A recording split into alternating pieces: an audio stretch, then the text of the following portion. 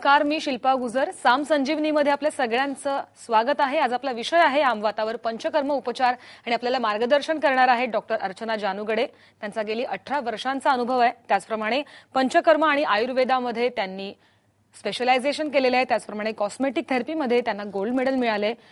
गेल्या 18 वर्षांमध्ये त्यांनी 50,000 पेशंट्स पाहिलेत आणि ते सगळे बरे झालेले आहेत. त्याचप्रमाणे त्यांच्या 5 ब्रँचेस आहेत, त्यामध्ये वाशी, ठाणे, पनवेल, दादर आणि पुणे या ठिकाणी. तर संपूर्ण महाराष्ट्रभर आता त्यांच्या ब्रांचेस असणार आहेत आणि त्या स्वतः प्रत्येक क्लिनिकमध्ये उपस्थित असतात.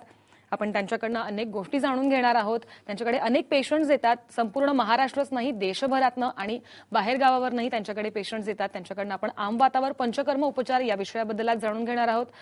नमस्कार ताई, तुमचं कार्यक्रमात स्वागत आहे. मला सर्वात महत्त्वाचा प्रश्न सुरुवातीला हा विचारायचा आहे की आमवात म्हणजे नेमकं काय, म्हणजे त्याच्याबद्दल थोडंसं आपल्या प्रेक्षकांना सविस्तर सांगा. मुळामध्ये आयुर्वेदामध्ये 3 दोष असतात, वात, पित्त आणि कफ. वातामुळे सांध्यांचे अनेक प्रकारचे विकार चालू होतात आणि त्यामध्ये वाताचे जे मल्टिपल टाइप्स आहेत आणि त्याच्यामध्ये मग संधिवात, आमवात, वातरक्त, सर्वांगवात असे त्याचे प्रकार होतात. आमवात हा एक प्रकार असा आहे की जनरली वय अगदी लहान, म्हणजे लहान 7, 8, 10 वर्षाच्या मुलांपासून ते वय वर्ष 65, 70 वयापर्यंत कुठल्याही वयामध्ये आमवाताचा त्रास चालू होऊ शकतो. आणि स्पेसिफिक म्हटलं तर आमवाताच्या या त्रासामध्ये सांधे, अगदी छोटी सांधे म्हणजे ज्याला मेटाकार्पल मेटाटार्सल बोन्स म्हणतात, हाताची बोटं किंवा पायाच्या बोटांपासून सांधे सुजायला सुरुवात होते.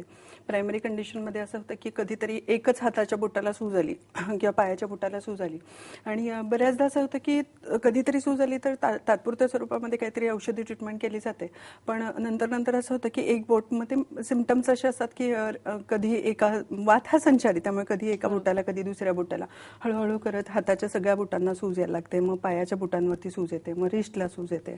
हळू छोट्या सांध्यांपासून मोठ्या सांध्यांपर्यंत इन्व्हॉल्वमेंट व्हायला सुरुवात होते. आणि आमवाताच्या त्रासामध्ये सांधे हे सकाळी झोपेतून उठल्यानंतर स्टिफनेस म्हणजे बॉडी सगळी जखडल्यासारखी वाटते. संध्याकाळी साधारण 4-5च्या दरम्यान थंडी वाजून ताप यायला लागतो आणि अंगदुखी, मस्क्युलर पेन पण होतं आणि स्पेसिफिकली जॉईंट पेन हा सांधे, छोटे सांधे जास्त दुखतात आणि मग हळूहळू ते सूज वाढत जाते आणि डिफॉर्मिटी होण्याचे चान्सेस असतात. डिफॉर्मिटी म्हणजे काय होतं की आमवाताच्या त्रासामध्ये सांध्यांवरती सूज येते. सूज आल्यानंतर आतमध्ये बोनी जे स्ट्रक्चर असतं त्यामध्ये सेकंडरी बोन फॉर्मेशनची प्रक्रिया स्टार्ट होते आणि त्यामुळे मग हाताच्या बोटचे बोनचं साईज असतं तो साईज वाढायला लागतो किंवा हाताच्या बोटांची जे साईज असतात ते वाढायला लागतात. तर मग सूज आल्यानंतर पुन्हा हळूहळू हाताची बोटं वाकडी होणं, पायाची बोटं वाकडी होणं या कंडिशन्स वाढत जातात. नक्कीच. तुम्हाला आमवाता संदर्भात जर काही प्रश्न असतील तर नक्की फोन करा. 02266843333 हा आमचा नंबर आहे. मॅडम, तुम्ही आता एकूणच आमवाताबद्दल सांगितलं, संधिवात आणि आमवात याच्यात काही फरक आहे का किंवा काय नेमकं याच्याबद्दल थोडंसं सांगा. संधिवात म्हणजे ऑस्टिओआर्थरायटिस. ॲलोपॅथी लाईन ऑफ ट्रीटमेंटमध्ये ज्याला ऑस्टिओआर्थरायटिस म्हणतात की सांधे वयाच्या 45 नंतर स्त्रियांना एकदा पाळी गेल्यानंतर इस्ट्रोजन आणि प्रोजेस्टेरॉन ह्या हार्मोन्स इम्बॅलन्स होतो. आतड्यांच्या हालचाली मंद होतात, त्यामुळे पचनाचे प्रॉब्लेम्स चालू होतात आणि वाताचं प्रोडक्शन जास्त झाल्यामुळे संधिवात म्हणजे हाडांमध्ये घर्षणाला सुरुवात होते, सांधे दुखीला सुरुवात होते, ज्याला संधिवात म्हणतात. जो रुटीन पार्ट आपण जर कन्सिडर केला तर अराउंड 45-50 एज अबोव स्त्रियांच्यामध्ये आपल्याला संधिवाताचे मान दुखते, पाठ दुखते, कंबर दुखते, गुडघे दुखतात असे सर्रास आपल्याला पेशंट बघायला मिळतात. आमवाताच्या त्रासामध्ये असं होतं की छोट्या अगदी लहान मुलांना सुद्धा आजकाल अभ्यासाचा स्ट्रेस एवढा वाढलाय आणि सगळ्यात महत्वाचं की धावपळीचं आपलं रुटीन आहे, जेवण वेळेवरती जनरली होत नाही, बाहेरचे जे पदार्थ जास्त खाल्ले जातात, मैदा फूड जास्त घेतलं जातं किंवा अगदी बऱ्याचदा असं होतं की अजिबात भूक नाही पण जबरदस्ती आपण खातो कारण वेळ आपल्याकडे तेवढाच असतो आणि त्यामुळे अन्नपचन न झाल्यामुळे न पचलेला अन्नरस जो काही पोटामध्ये शिल्लक राहतो त्याला आयुर्वेदानुसार आमरस असं म्हणतात आणि ह्या आमाचं प्रोडक्शन जास्त झाले की सांध्यांवरती सूज क्रिएट होते, म्हणून आमवात होतो आणि मग सांधे सुजले की पुढचे त्याचे कॉम्प्लिकेशन्स चालू होतात. लहान मुलांमध्ये पण या गोष्टी दिसून येतात. अगदी लहान मुलं म्हणजे 5-7 वर्षाच्या बाळापासून ते आता सध्या आपल्याकडे रुटीन जो पार्ट बघतो की सांधे दुखतात म्हणून, तर पोस्ट डिलिव्हरी कॉम्प्लिकेशनमध्ये स्त्रियांना डिलिव्हरी नंतर बऱ्याचदा पूर्वीच्या काळामध्ये कसं असायचं की एकदा डिलिव्हरी झाली की स्नेहन हा जनरल म्हणजे तेलाने मसाज करणं किंवा शेकवणं, शेक घेणं ह्या प्रक्रिया त्या आजकाल होतच नाहीयेत. म्हणजे बऱ्याचदा ऑपरेशन किंवा सिझर वगैरे झाल्यानंतर तर स्नेहनस्वेदन केलं जात नाही आणि ऍक्च्युअली करणं गरजेचं असतं पण केलं जात नाही आणि त्याचा परिणाम म्हणून वाताची वृद्धी खूप जास्त होते आणि पोस्ट डिलिव्हरी कॉम्प्लिकेशनमध्ये वाताचं प्रोडक्शन जास्त झालेलं असतं आणि स्नेहनाचा अभाव आणि पचनाचे प्रॉब्लेम यामुळे आणि स्ट्रेस प्रमाणापेक्षा जास्त यामुळे जनरली पोस्ट डिलिव्हरी कॉम्प्लिकेशन्समध्ये सांध्यांवरती सूज येणं किंवा जॉईंट स्टिफनेस हा पार्ट आता खूप बऱ्याच स्त्रिया आजकाल दिसतात अशा की हा त्रास खूप प्रमाणापेक्षा जास्त वाढायला लागला म्हणून. नक्की त्याची नेमकी म्हणजे लक्षण म्हणजे सुरुवात कसं ओळखावं की बाबा आपल्याला आमवाताचा त्रास होतोय, कारण की अनेकदा लक्षात येत नाही की आपल्याला या गोष्टीचा त्रास होतोय आणि कधी कधी कसं होतं की म्हणजे लक्षात नाही येते त्रास, त्याच्यामुळे वेगळे उपचार घेतले जातात, त्याचाही कुठेतरी वेगळा परिणाम होतो. मुळात काय होतं की आमवाताच्या त्रासामध्ये सांध्यांना दुखायला तर कुठलाही जनरली हात दुखतो, मान दुखते, पाठ दुखते म्हटलं की आपण इन्स्टंट रिलीफ पाहिजे म्हणून आपण काहीतरी पेन किलर घेतो. पेन किलर घेतलं की कळ मरते, त्यामुळे तात्पुरत्या स्वरूपामध्ये पेन कमी होतं, पेशंट दुर्लक्ष करतात, पुढे फारसं त्याच्यासाठी ट्रीटमेंटकडे लक्ष दिलं जात नाही. सूज खूप येते तेव्हा अँटी इन्फ्लेमेटरी मेडिसिन दिले जातात. ती मेडिसिन घेतली की 6 ते 8 तासासाठी सूज कमी होते. बऱ्याचदा रुमॅटॉइड आर्थरायटिस कंडिशन किंवा आमवाताच्या पेशंट्समध्ये स्टिरॉइडचा वापर केला जातो किंवा इतकी पेनफुल कंडिशन असते की त्या काळात स्टिरॉइडची मदत घ्यावीच लागते.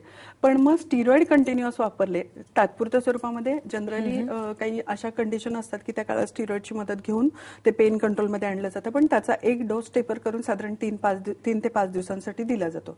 आजकाल असं होतं की त्या मेडिसिनमुळे बरं वाटतंय की पेशंट स्वतः विचारच करत नाहीत, मेडिकल स्टोअरमधनं परस्पर मेडिसिन्स घेतात आणि ही औषधं 6-6, 8-8 वर्षापर्यंत चालू असतात. ती गोळी खाल्ली की पेन कमी होतं, टॅबलेट खाल्ली की सूज अँटी इन्फ्लेमेटरीने कमी होते आणि ह्या स्टिरॉइड मेडिसिनमुळे परिणाम असा होतो की शरीराची रोगप्रतिकार शक्ती ऍब्सोल्यूट झिरो होते.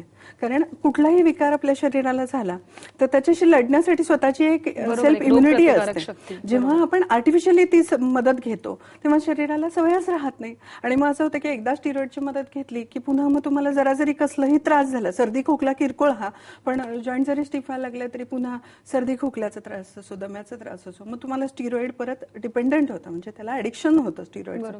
तर त्यामुळे अगदी छोट्या वेळात आणि अगदी हलके सांधे जेव्हा दुखतात, एखादंच बोट सुजतंय किंवा जॉईंट स्टिफ होतात, सकाळी झोपेतून उठल्यानंतर अंग जखडल्यासारखं होतंय, संध्याकाळच्या वेळी थंडी वाजून ताप येतोय आणि मग खूप जॉईंटला डिफॉर्मिटी किंवा हळूहळू जास्तच सांधे दुखायला लागले तर आपण पंचकर्माची मदत घ्यावीच लागते. अगदी बेसिक कंडिशन असते की नुसतं पेन होतं आणि सूज येते तर आपण आयुर्वेदिक मेडिसिन अप्रतिम काम करतात. औषधी ट्रीटमेंटवरती पण नुसतं पेन किंवा इन्फ्लेमेशन कमी करू शकतो आपण. त्याचं फक्त ॲलोपॅथीमध्ये कसं आहे की एक 4 दिवस, 8 दिवस, 10 दिवसांचा डोस दिला की इन्फ्लेमेशन कमी होऊन जातं. तसं आयुर्वेदाला औषधं एकदा चालू केली की तुम्ही एक साधारण 4-6 महिन्याचा डोस कंटिन्युअस करावा लागतो, किंवा पेशंट त्यासाठीच कंटाळतात की खूप दिवस औषधं खावी लागतात. पण एक खूप मोठा ऍडव्हान्टेज असं की फक्त पेन कमी होतं औषधांच्यामुळे ॲलोपॅथीच्या, पण आयुर्वेदाला जे रिझल्ट आपण मिळतात ते लॉंग टर्म बरेच दिवसपर्यंत ऍक्ट होतं, त्याचे इफेक्ट्स चांगले राहतात, साईड इफेक्ट्स जनरली शरीरावरती कोणते होत नाहीत आणि थोडंसं दिनचर्या आपल्याला बदलणं गरजेचं असतं. एक 2-4 महत्वाचा पथ्याचा पार्ट आहे तेवढा पाळला की अनेक वर्ष आनंदाची. नेमकी पथ्य काय आहेत आणि ही पंचकर्म उपचार कसा याच्याबद्दल मला जाणून घ्यायचंय तुमच्याकडनं, पण आपल्याला एक फोन येतोय सुवासिनी यांचा मुंबईवरून. सुवासिनी, आपला प्रश्न विचारा. हॅलो, बोला सुहासिनी. मी सुहासिनी दादरवरून बोलते. माझा खांदा ना, उजवा खांदा फार दुखतो आणि त्या खांद्याकडून दुखणं, माझं कोपर आणि बोटं सगळी सुजतात माझी, त्यामुळे मला उजव्या हाताने काम करणं अशक्य होतं. एकच हात दुखतो की दोन्ही दुखतात? एकच हात दुखतोय उजवा माझा. बरं. त्यांचा प्रश्न एक हात दुखत असेल तर सगळ्यात महत्वाचं आधी एक्सरे करायला हवा. एक्सरे मध्ये सर्वायकल स्पॉन्डिलोसिस चेंजेस काही आहेत का ते बघायला हवेत.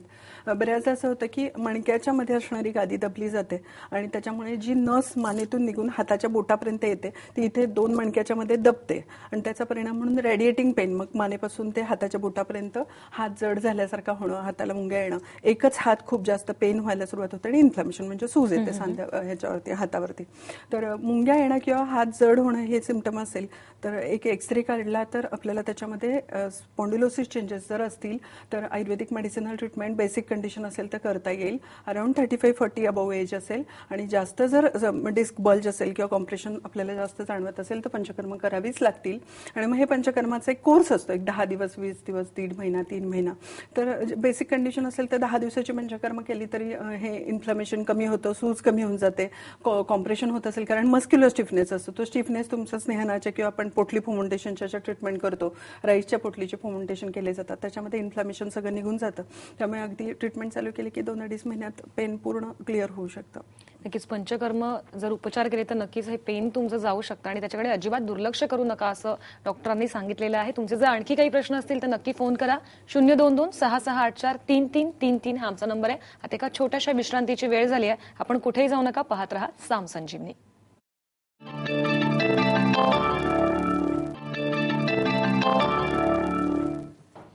ब्रेक नंतर आपल्या सगळ्यांचं पुन्हा एकदा साम संजीवनीमध्ये स्वागत आहे. डॉक्टर अर्चना जानूगडे आपल्या सोबत आहेत आणि आम वातावर पंचकर्म उपचार हा आजचा आपला विषय. या संदर्भात आपल्याला काही प्रश्न असतील तर नक्की फोन करा. 022-6684-3333 हा आमचा नंबर आहे.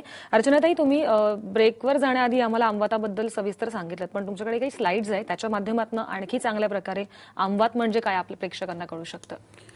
आमवाताच्या त्रासामध्ये जनरली सांध्यांना नेहमी आपण म्हणतो की डिफॉर्मिटी होते म्हणजे काय होतं तर हे बोनी स्ट्रक्चर नॉर्मल कसं असतं दाखवलं मेटाकार्पल बोनमध्ये जेव्हा सूज येते तेव्हा इन्फ्लामेशन होतं आणि मग बोटाचं शेप चेंज झालं, ज्याला स्वॅन नेक डिफॉर्मिटी असं म्हणतात. मग पहिल्यांदा सूज येते, मग हळूहळू खूप टणक लागते, सेकंडरी बोनची फॉर्मेशन चालू होते आणि बोनी स्ट्रक्चर आहे ते असं वाकडं व्हायला सुरुवात होतं. मग 1-2 करता 5ही बोटांमध्ये डिफॉर्मिटी झालेली या पेशंटमध्ये दिसते, ज्याला क्रॉनिक इलनेस बरेच वर्षपर्यंत हा त्रास चालू राहतो आणि खूप त्याच्याकडे दुर्लक्ष केलं किंवा बऱ्याच असं होतं की पेशंट पेनकिलर स्टिरॉइड मेडिसिन्स खात राहतात आणि पेन अजिबात जाणवत नाही, म्हणजे दुखणं हे अजिबात नसतं, त्यामुळे पेशंट दुर्लक्ष करतात आणि डिफॉर्मिटी बघता बघता इतकी वाढत जाते की त्यामुळे हाताची पूर्ण बोटं वाकडी होणं ही कंडिशन येते.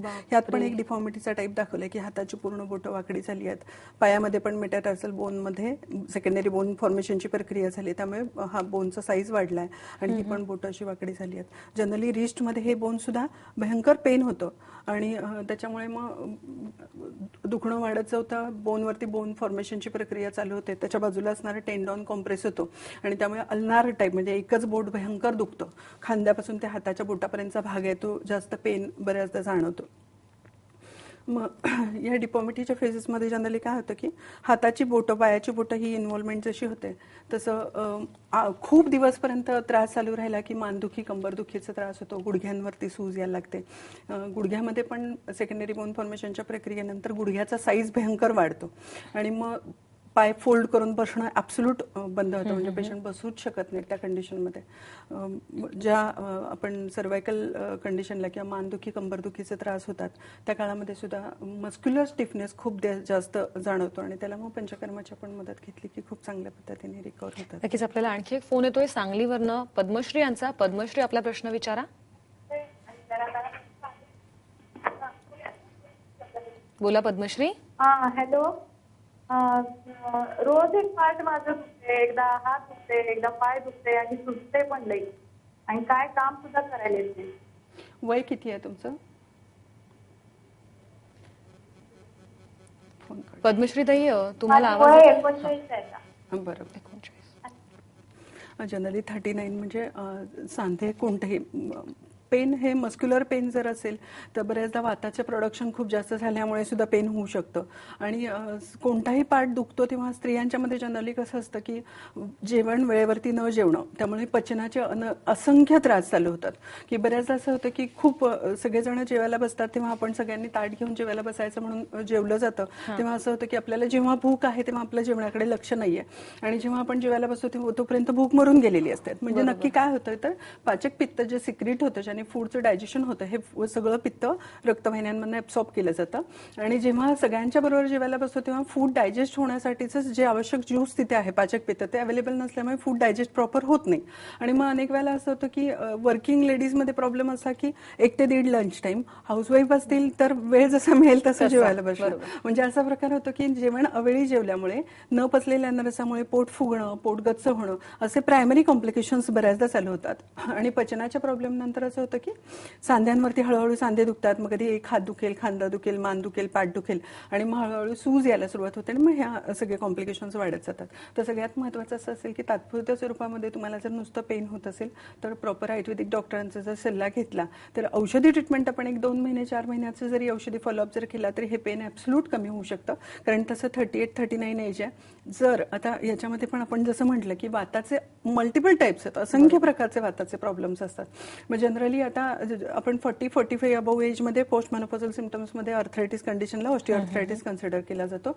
पण जर आमवाताचा त्रास असेल तर रक्त तपासण्या काही करणं गरजेचं आहे. त्याच्यामध्ये मग युरिक ऍसिड आपल्याला बघावं लागेल, अल्ब्युमिन प्लेटलेट काउंट बघावे लागतात, RA टेस्ट एक टेस्ट असते संधिवात आमवातासाठी, रुमॅटॉइड आर्थरायटिस काउंट चेक करावं लागेल. आणि जर त्याच्यामध्ये CRP काउंट म्हणजे शरीरामध्ये कसलंही इन्फेक्शन असेल स्पेसिफिकली जॉईंटला तर CRP काउंट इन्क्रीज झालेला आपल्याला दिसतो. तर मग CRP इन्क्रीज झालेला असेल आणि सांध्यांवरती सूज येत असेल तर मग त्याला प्रॉपर पंचकर्म करावीच लागतील. कारण बऱ्याचदा असं होतं की पेशंट काय करतात, पंचकर्माला लगेच तयार होत नाहीत. आपण औषधं खाऊ आणि मग असं होतं की 2 महिने 4 महिने 6 महिने औषधं खूप दिवस खातात. प्रायमरी कंडिशन आहे, फार युरिक ऍसिडचे प्रोपोर्शन जास्त नाही तर औषधांमध्ये ते पूर्णतः कंट्रोलमध्ये येऊन जातं. पण आपल्याला असं जाणवतं की युरिक ऍसिड थोडं CRP काउंट कंट्रोलमध्ये येतं की इन्फेक्शन कंट्रोलमध्ये येते, पेन कमी होतं, पण अजून पण काउंट कंट्रोलमध्ये येत नाही. तर आपल्याला पंचकर्माची जी मदत घेतली जाते अप्रतिम त्याचा फायदा होतो. सगळे काउंट्स नॉर्मल होतात. अगदी RA पॉझिटिव्ह असेल 300-350 अबव रेंज जरी असेल तरी ती ॲब्सोल्यूट झिरोवरती येते. म्हणजे नॉर्मल कंडिशनला पेशंट येतात पण त्याला प्रॉपर फॉलोअप एकदा पंचकर्म केल्यानंतर पुढचा मेडिसिनल जो पार्ट आहे तो 6 मंथ्स 8 मंथ्स 1.5 इयर पर्यंत मे बी फॉलो करावा लागू शकतो. कारण आम्हात ही कंडिशन अशी आहे की एकदा सांध्यांना सूज यायला सुरुवात झाल्यानंतर बऱ्याच ॲलोपॅथी लाईन ऑफ ट्रीटमेंटमध्ये तर असं की एकदा ट्रीटमेंट चालू केली की लाईफ लॉंग मरेपर्यंत औषधं खात राहायची. कारण तुम्ही खाल्ली औषध की तेवढ्या वेळापुरतं पेन कमी होतं. आयुर्वेदामध्ये पंचकर्माची मदत घेतल्यानंतर इन्फ्लमेशन कमी होऊन सांधे पूर्ण कंट्रोलमध्ये येतात. पण पुन्हा तुमच्या आयुष्यामध्ये जर स्ट्रेस वाढला प्रमाणापेक्षा जास्त किंवा आपण जे म्हणतो की जेवण विरुद्ध अन्न, दूध आणि दही, दूध आणि केळ किंवा खूप भूक लागली, आपल्याला अजिबात भूक लागलेली नाही आणि तुम्ही मटन चिकन काहीतरी असं हेवी जे पचायला जड असतात अशा गोष्टी खाल्ल्या तर त्यामुळे पचनाचे जे प्रॉब्लेम चालू होतात त्यामुळे आमाचं प्रोडक्शन होऊन पुन्हा सूज येऊ शकते. तर त्याला जेव्हा प्रायमरी कंडिशन असते आपण जर पंचकर्म केली, औषधी ट्रीटमेंट केली तर ते पेशंट ॲब्सोल्यूट नॉर्मल होतात. म्हणजे त्याला असं घाबरण्यासारखं काही नाही की आम्हात एकदा झाला म्हणजे आता आयुष्यभर औषधं खाल्लीच पाहिजेत म्हणून. थोडंसं पथ्यांचा पार्ट सांभाळणं गरजेचं असतं की त्यामध्ये लोणचं खाणं बंद करावं किंवा लिंबू जे आंबट गोष्टी असतात त्या पूर्णतः वर्ज्य केल्या पाहिजेत आणि औषधी प्रॉपर फॉलोअप आणि प्रॉपर वेळेत पंचकर्म. तर पण पंचकर्म केल्यामुळे आमवाताचा त्रास समूळ नष्ट होऊ शकतो. पंचकर्मामुळे सांधे पूर्णतः इन्फ्लमेशन कमी होतं, कंट्रोलमध्ये येतो. पण मी तेच म्हटलं की आमवात कंडिशनमध्ये जेव्हा स्ट्रेस शरीरामध्ये किंवा आयुष्यामध्ये स्ट्रेस, आजकाल काय झालं की लाईफ स्ट्रेसफुल खूप झालंय. आपण खूप आणि स्त्रियांचे एक असं स्वभाव असतो की छोट्या गोष्टीचं असेल तरी खूप मोठं टेन्शन घेतात आणि मग रात्री झोपेवरती त्याचा परिणाम होतो आणि वेळेवरती जेवण जेवायचं नाही. छोटी छोटी गोष्टी असेल तरी त्याचं कारण